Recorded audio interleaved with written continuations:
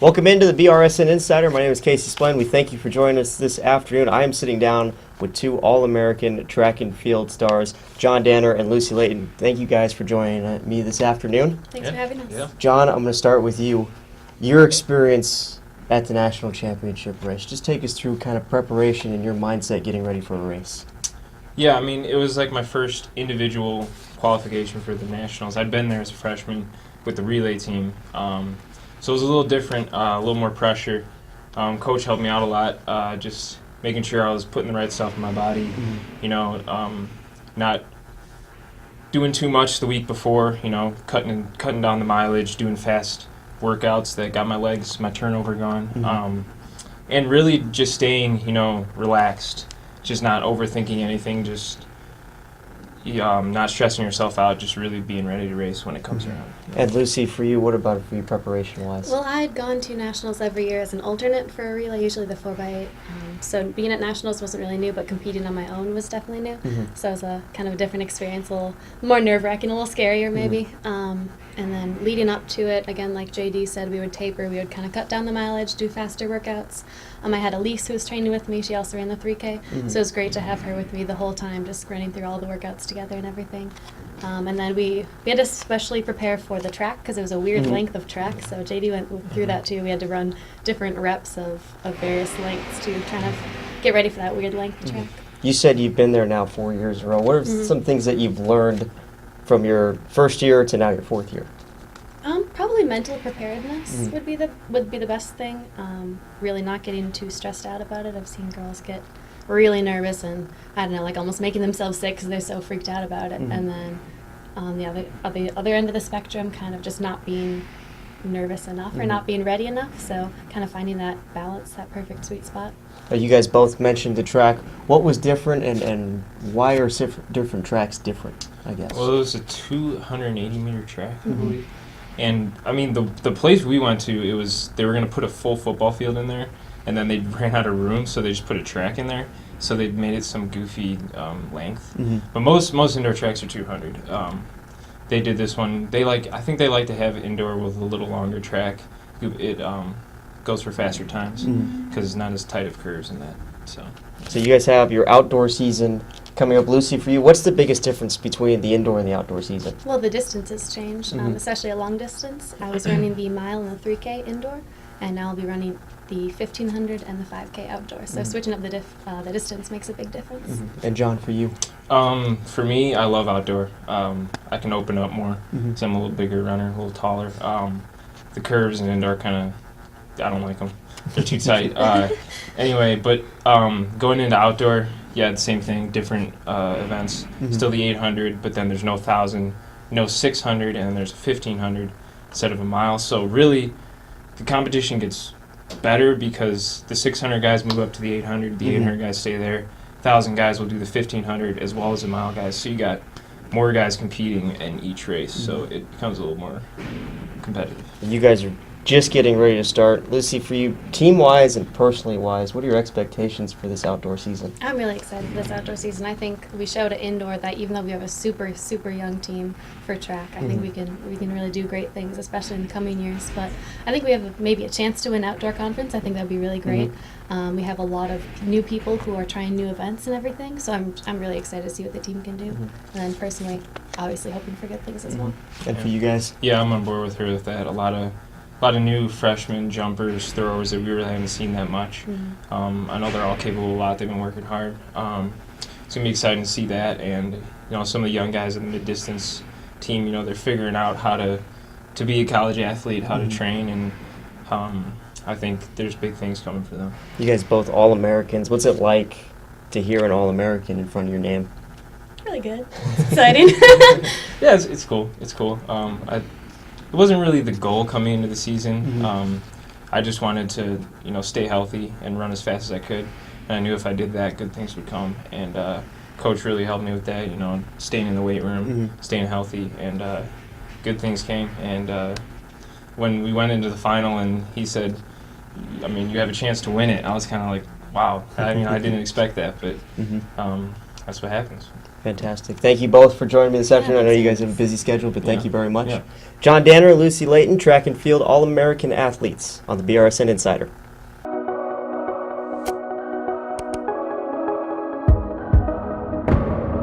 Benedictine College is a chosen place with a special mission. Chosen to lead students in the classroom and outside it. Chosen to bring students closer to God and to each other. Chosen to build one of the great Catholic colleges in America.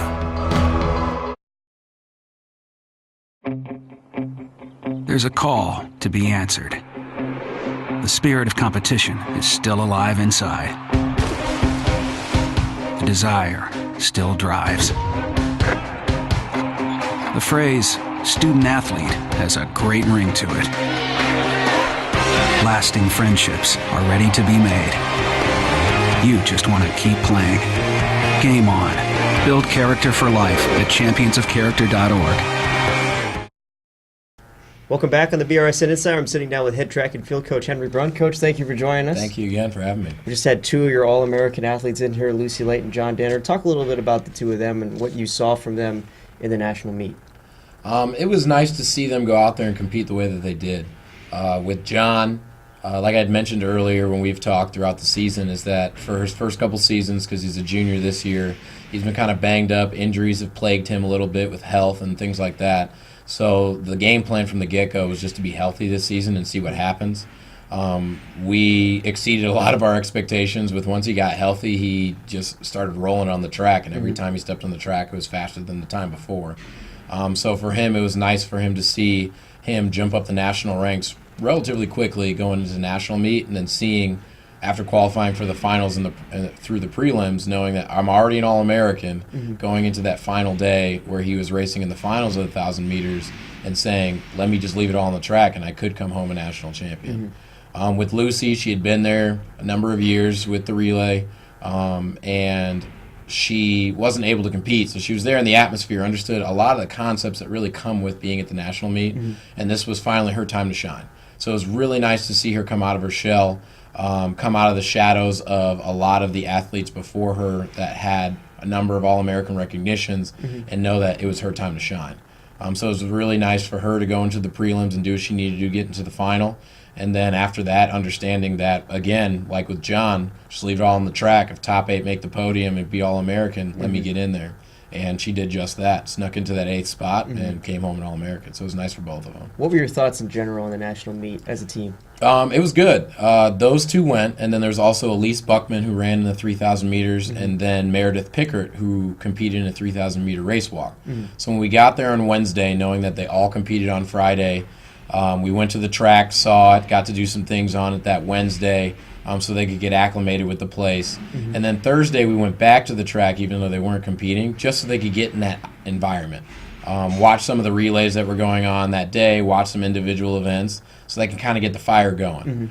And it was led off really well for us on Friday when Meredith raced in a 3,000-meter race walk. She had a personal best of, I would say, 23 to 25 seconds at conference 3 weeks before nationals from the year before when she was at nationals. And then she stepped on the track and she had another personal best from conference of 30-something seconds, so almost a full minute drop from last year to this year. And she was one spot off of making the podium at 9th. Very proud of her. She reestablished a new BC record in the race walk, and she improved on her seed coming in. Next up was John. He did exceptionally well. He had a personal best in the 1,000 meters, broke the school record again, and was ranked 3rd going into the finals. And then with the two girls knowing that in the 3,000 meters that they needed to be in the top 12 to make it to the next day, they did what they needed to do to get into the next day, understanding that you can't exert all of your energy on the first day, knowing that in the final you still got a little more work to do. Going back to the track on Saturday, knowing that John had that opportunity to compete and win, he went out there and left it all on the track and had a very good race for him. The guys who ended up out-kicking him in the end, those are some of the top mid-distance guys in the country. So he held his own in his event.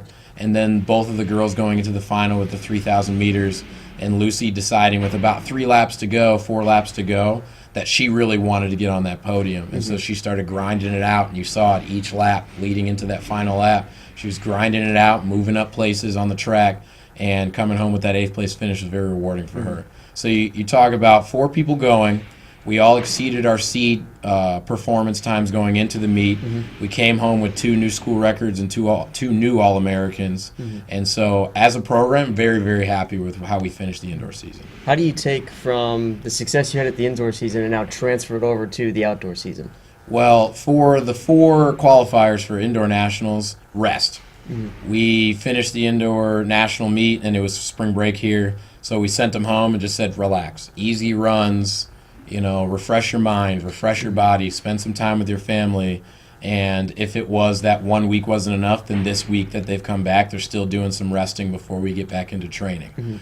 For the rest of the team that pretty much ended their indoor season at the conference meet second week in February, they got their rest. And so through the spring break into this week, we're gearing up again, ramping up practices, and really getting people into events that some have done indoors, which translate to outdoors, but there are some events that happen indoors that don't happen outdoors and vice versa. So it's really getting some training in those events and getting ready for the Baker relays that we have on April 1st in a couple weeks. You touched on that. What are your expectations for that?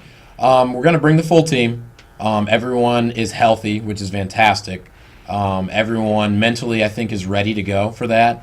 With the freshmen, we have a lot of freshmen on the team this year. I think it took a little while for things to click.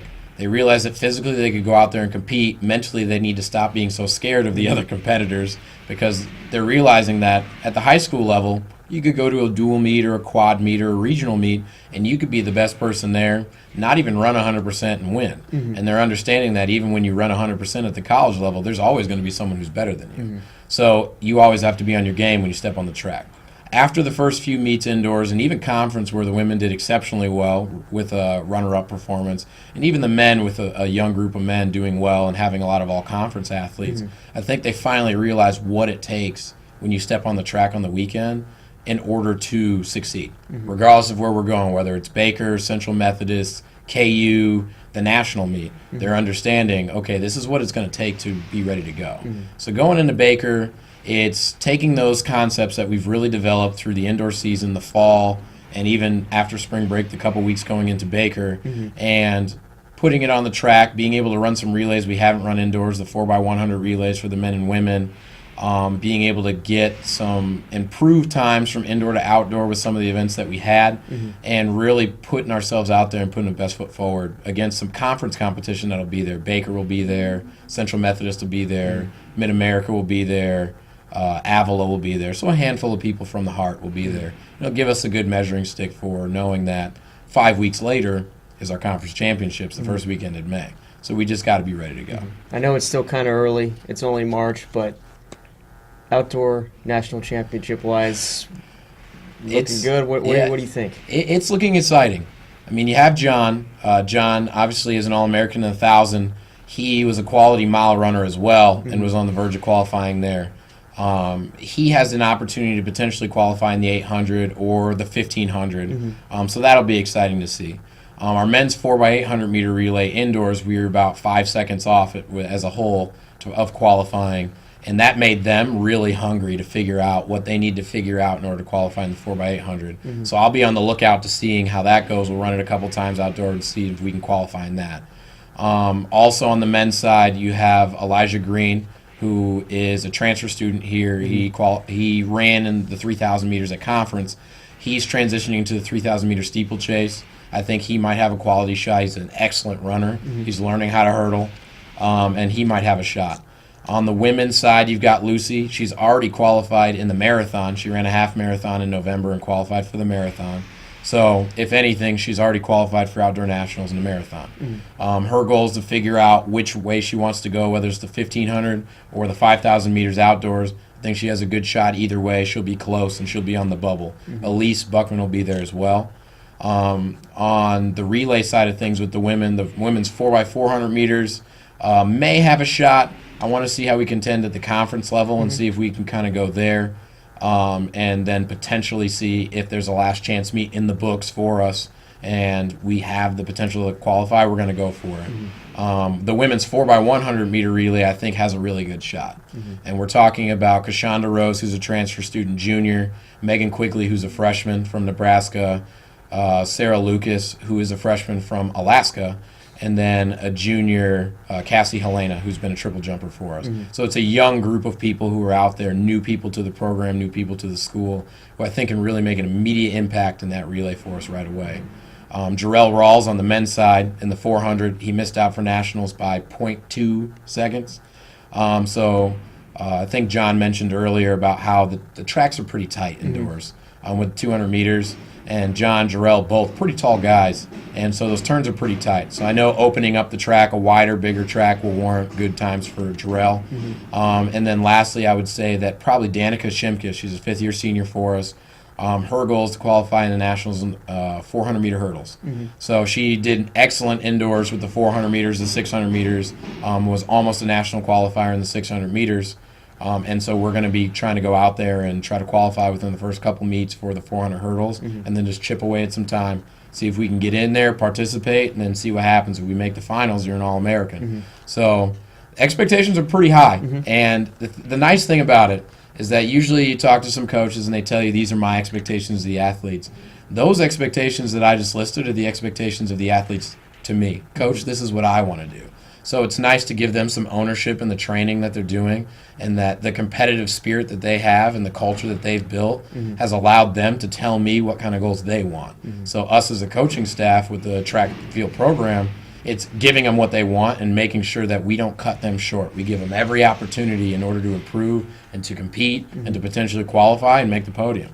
So it'll be exciting outdoors. I think outdoors is, for this young team, will finally be able to blossom into the team that we want, and it'll definitely help for the future with the incoming freshmen that we'll have in the fall, which right now we're at 20 coming in the freshman class. So another big class coming in August. So all of it coming together is really nice to see. Best of luck to you, Coach. Thank you I very much for appreciate joining us. Henry Brun, head track and field coach here at Benedictine College on the BRSN Insider.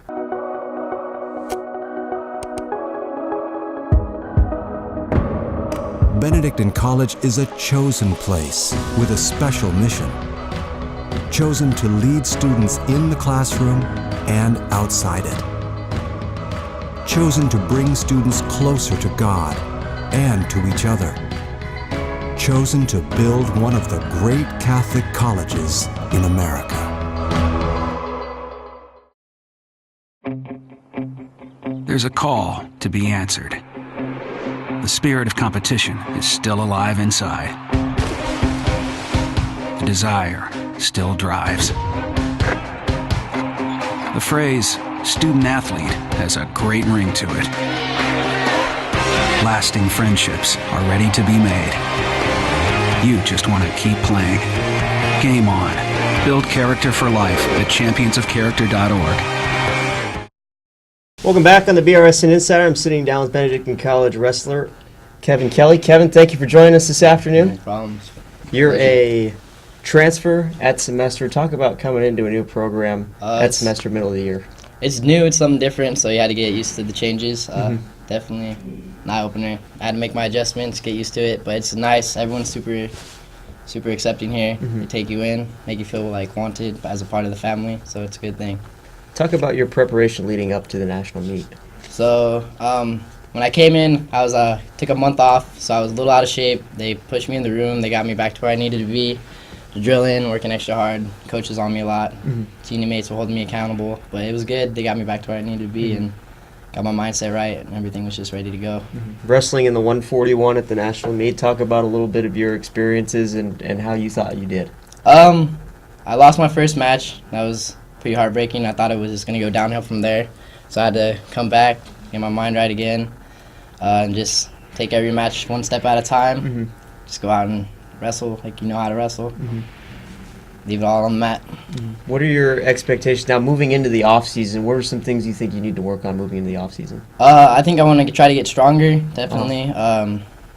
Change my dieting habits, try to get healthier, just be better around, like health-wise, and then just get everyone ready, try to get all in the same goals, and then just be ready to win the title next year. What's Thomas like as a head coach? He's awesome. He's actually an alumni from where I graduated high school, so we kind of knew each other prior to this and all that. So having like a coach from your hometown makes it pretty easy. He's a good coach. He knows what he's doing. He was a D1 wrestler. He won state for California. He knows his stuff. So it's good having him throw his 2 cents in there, giving you little tips on how to get better and what to work on. Did you, in your preparation, did you wrestle Dylan Scanlon at all or spar with him or anything like that? Oh, yeah, we would drill. We would go live in the room. It was back and forth, both of us. He actually separated his rib in a prior event, so that was pretty heartbreaking because I feel like he should have definitely had a, but, well, let's save that one. Once you get a full year under your belt here, what kind of noise do you think you can make next year? Just got to train, hopefully get that title. That's the goal. Awesome. Kevin, appreciate it. Thank you very much. Kevin Kelly, 141-pound wrestler for the Benedictine College men's wrestling team.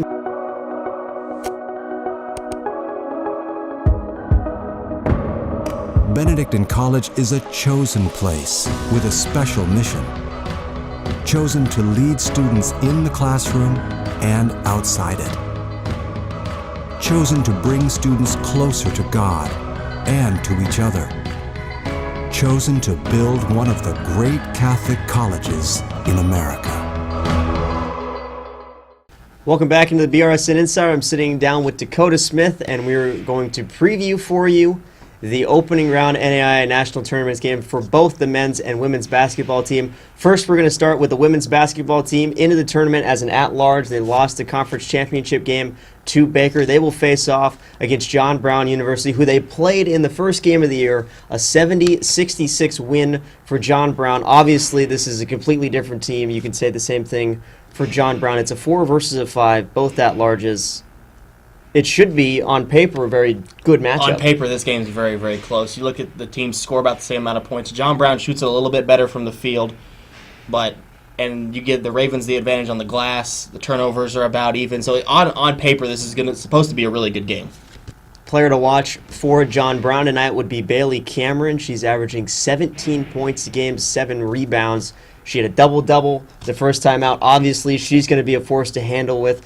Also, 39% from downtown for John Brown. Yeah, they're definitely going to have to run John Brown off of the three-point line. That's something they do very, very well. John Brown was 11-24 from the three-point line the first time these two teams play, so that's something the Ravens are going to try to have to limit. I also think that the experience from the national tournament last year is going to be something they can use to their advantage. They've been there. They've done this before.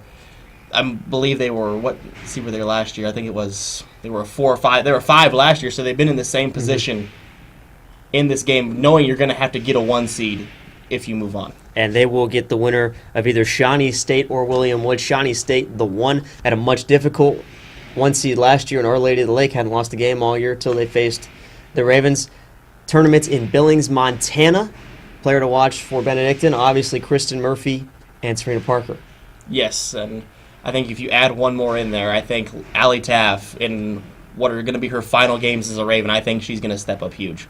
Games will be on the NAIA network, as well as they will be tweeted by Sports Information Director Josh Pound at Raven Game Day. We're going to flip ends at 15 minutes after the women's game tip. The men's game will tip in downtown Kansas City. That one is against the Masters, a very good team, 26-4 against the 21-10 Benedictine team. A tougher test. A much tougher test. You look at the Masters; they come in 26-4. All 4 of their losses are teams that are in the tournament, and all teams that are seeded very high. 2 of their losses come to Hope International, who won their first game yesterday. They are a 2 seed. They got beat by Biola, and then they got beat by Westmont. So you look at those are 4 very good losses, if you want to put it that way. And obviously it's going to be a very tough task for the Raven men tonight. Coming in after an opening round loss to Graceland in the Heart of America Athletic Conference tournament, they're going to have to bounce back after being on a skid going into this national tournament. The thing that's going to help them now is Andre Yates is fully healthy. He's got the time. He's healthy now, so that's definitely going to be to their benefit. But they're going to have a couple other guys step up if they're going to try to pull off this upset tonight. So obviously, player to watch for Benedictine would be Andre Yates. If you could think of anybody else, I would think Thomas O'Connor. He's 11th in the NAIA in three-point percentage. I think if an upset were to happen tonight, he's going to have a big night. I think it'll be him. I think it'll be Jake Shawnath as well, and it'll be interesting to see how the Ravens play inside as well. And you look at the Masters, one of the most balanced attacks you're going to find in the tournament. They have 5 guys that score in double figures. So obviously that Raven defense, which we've seen time and time again be very, very good this year, is definitely going to have to be there tonight.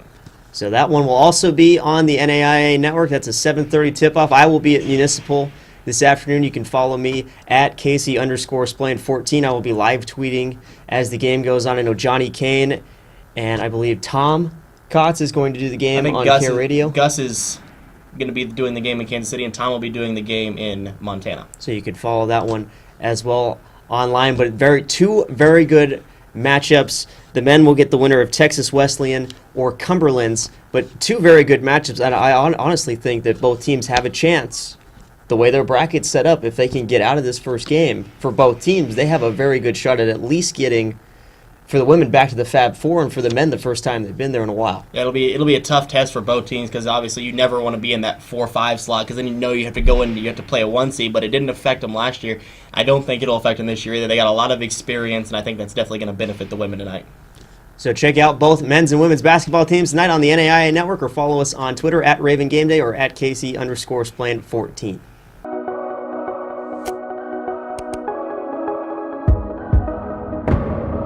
Benedictine College is a chosen place with a special mission. Chosen to lead students in the classroom and outside it. Chosen to bring students closer to God and to each other. Chosen to build one of the great Catholic colleges in America.